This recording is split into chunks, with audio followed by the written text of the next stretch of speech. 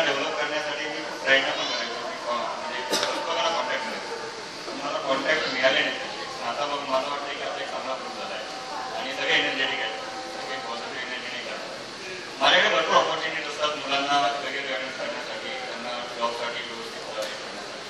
So जर कोणाला खरंच त्यांच्या मुलांसाठी काही हवं असेल तर मी त्यांना गाईड करू शकतो. ते काय approach me for the guidance. आणि दुसरं म्हणजे IT मध्ये जनरली जे काय आपलं डेव्हलपमेंट होतं त्यामध्ये ॲक्च्युली माझा जॉब आणि माझी पोझिशन चांगली असल्यामुळे मी त्यांना सपोर्ट करू शकतो. तर माझ्याकडनं जेवढं तेवढं मी सपोर्ट करू शकेन आणि मी त्यांना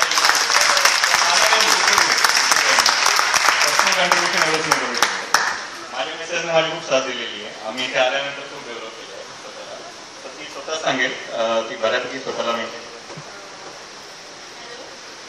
मी अर्चना ठाकरे. मी एक ट्युशन टीचर आहे आणि आमचा एक मुलगा आहे 12 वर्षाचा.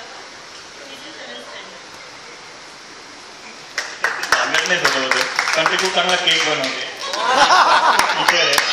कोणाला बर्थडेसाठी मुलांसाठी केक आवडतो.